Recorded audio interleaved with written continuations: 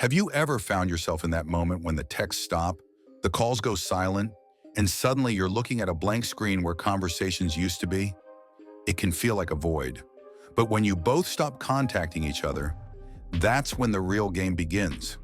Because in that silence lies everything you weren't saying, everything unspoken, everything you've been avoiding, and beneath it all is a chance, a force for either transformation or stagnation.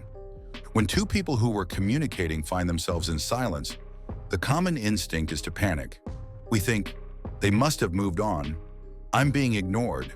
It means something's wrong. But if we apply a Stoic lens, the silence isn't inherently good or bad. It is simply what is. What matters is how you interpret that silence and what you do with it. According to Stoic philosophy, the only thing you truly control is your own reaction. The silence of another person doesn't define you. What you do in response does. Imagine you've been in regular contact with someone, perhaps romantic, maybe not. Messages, calls, shared moments. Then one day nothing. No ping. No good morning. No, what are you up to? You're left waiting. That waiting itself is a space, it's fertile ground. It asks questions. What did I expect? What did they expect? What does this mean about me, about the relationship? When communication stops, two possibilities open up. Either you imagine all the worst or you engage with the truth in front of you. In the Stoic sense, this is a moment of self-discovery, not what's wrong with them, but what's within my control now. Many people don't see it that way. They see the silence as a verdict, but it's actually a door you can either open or let stay closed. You can veer into anxiety, distraction, self-sabotage, or you can choose clarity, reflection, growth.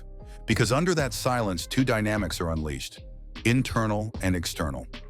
The external is what the other person is doing, or not doing. The internal is what you are experiencing, your thoughts, your expectations, your reactions. Stoicism says focus on that internal. Accept the external as it is. You don't need to fix someone else's silence, but you certainly need to master your response to it. When the contact stops, your mind will fill the space. You'll replay old messages, analyze gaps, fixate on that one line you think you messed up. That's normal. But what you do with that fixation is critical. Are you going to chase, beg for explanations, craft narratives? Or are you going to pause, observe your feelings and ask, is it time to withdraw my energy, guard my inner life, and respect my own worth? Here's where many stumble. They mistake silence for indifference or rejection. They feel powerless. But the Stoic reminder is powerful. I cannot control what they think or feel. I can control what I choose to do. When you remind yourself of this, the silence becomes a teacher, not a punishment. When both of you have stopped talking, it means that the normal rhythm has been broken. The pattern of expectation has ended. And when patterns end, something new begins. You might feel relief. You might feel lost. You might feel both simultaneously. The space of non-contact becomes a vulnerability. Yours, the others, the relationships. But vulnerability isn't weakness. It's the exact terrain where growth occurs. Let's walk through what real game begins. First, reflection. You examine. What was I relying on? Was our communication consistent or forced? Was this giving me energy or draining it? Stoicism teaches us to look at our attachments, to ask, was I deriving peace from their presence or from my own clarity? Silence forces this question because you're no longer distracted by noise. Second, recalibration. When the contact stops, you have a moment to recalibrate your identity, not in reference to that person, but in reference to yourself. Who am I without this ongoing exchange? Being comfortable without constant connection is one of the markers of emotional sovereignty. If you begin to relax in that silence, you're showing strength, not withdrawal. Third, boundary setting. Silence sometimes reveals what boundaries weren't respected. Maybe you tolerated inconsistent attention, delayed responses, or emotional push-pull. When you stop contacting each other, the underlying imbalance comes into focus. And then you must ask, do I keep investing here? Do I reduce my emotional availability? Do I say I will only engage with reciprocity and clarity?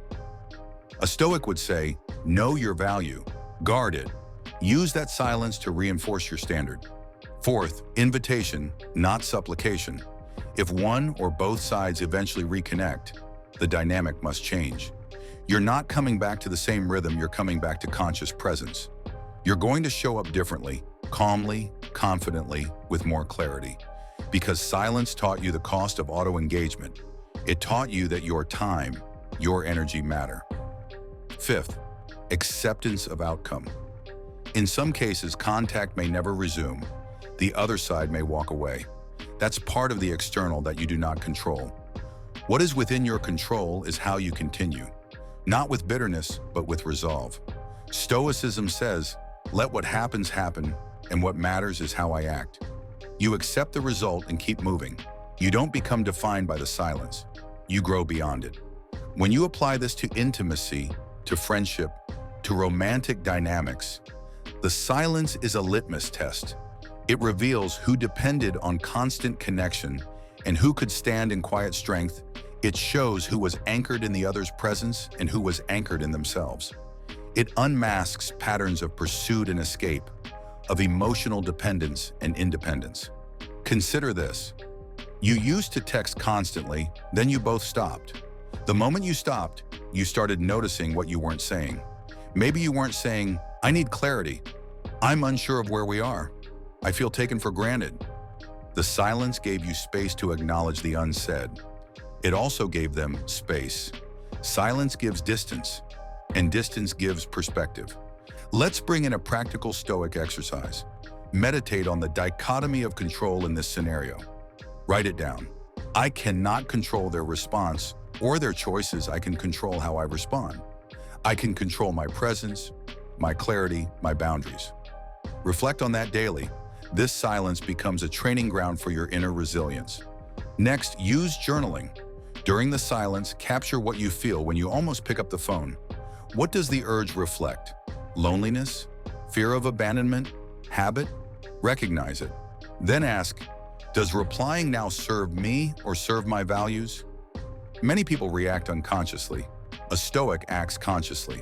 Another exercise, visualize possible outcomes. 1, they reach out and things pick up. 2, they reach out but new terms apply. 3, they don't reach out and you continue visualizing. All 3 neutralizes the surprise and keeps you steady. It turns the unknown silence into a known possibility and removes drama. Let's talk about communication standards. When you resume communication, the rhythm should shift from obligation to intention. Instead of, we haven't spoken, must fix it, you say, when we do speak, we bring clarity. Silence helped you realize what was missing. Value, respect, balance. Bring those back consciously. Another Stoic element, remember impermanence. Relationships evolve. Silence might mean transformation. They might be reevaluating. You might be reevaluating too. The Stoic doesn't cling to what was. He remains open to what is. As Seneca wrote, we should remind ourselves that what we love can be taken from us. It doesn't mean we become cold. It means we become wise in how we engage. So when you both stop contacting each other, ask yourself, am I better now? Am I still choosing my actions based on my values? Am I reacting or leading myself? This pause, this quiet, is a powerful threshold. Walk through it consciously. There's also a hidden blessing in this silence. It forces independence. Many people in relationships exist by mutual engagement. When that stops, they lose themselves. But you don't have to. You can use the space to remember who you are outside the connection. Strength built in silence carries on into any other dynamic. And if you reconnect, you'll bring a different quality. You'll speak fewer word fillers and more meaning. You'll laugh more deeply, not because relief hits, but because you've matured. You'll communicate less from habit and more from intention. Let's look at 3 markers of transformation during silence. Self-respect. You don't beg. You don't chase. You maintain dignity because you recognize your value is not defined by someone else's attention. Clarity. You stop watering the relationship with uncertainty. You ask for what you need. You set what you will accept. You speak truthfully. Aliveness. You fill the silence with purpose. You live your life, not waiting for a ping, but living in the present. That living is magnetic when you reconnect. Yes, silence may mean separation, but separation isn't failure. It might mean redirection. It might mean growth towards something better aligned. Stoicism teaches us to welcome change. The worst enemy isn't change, it's the attempt to freeze time. The real game begins because the old rhythm has frozen. What emerges next will either be reshaped or abandoned. When both of you stop contacting each other, you should see it as a checkpoint, not a checkmate. The move hasn't ended, the board is repositioned. Now you execute the next strategy, centered on yourself first. Now let's deal with the emotional turbulence. You'll face waves, longing, nostalgia, fear, relief, curiosity. That's natural, but there's no need to be ruled by them.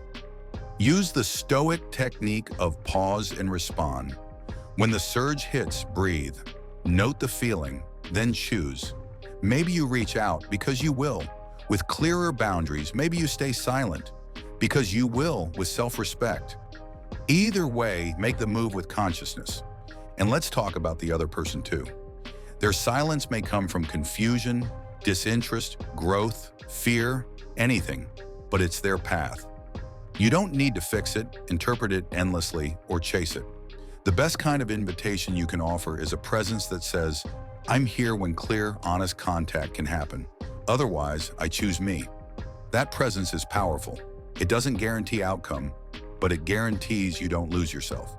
Finally, here's the Stoic anchor for you. Your value isn't diminished by someone's silence. Their choice doesn't diminish your worth. Your integrity, your alignment with your nature, your calm in the quiet, that is your power. As Marcus Aurelius said, if someone does wrong, it has nothing to do with you. It has to do with them.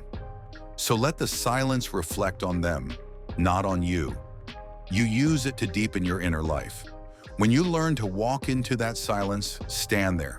Feel the weight, let it pass through you, and then step out into action, stronger, clearer, calmer. You win a micro-victory. It might be invisible to them, but you'll feel it.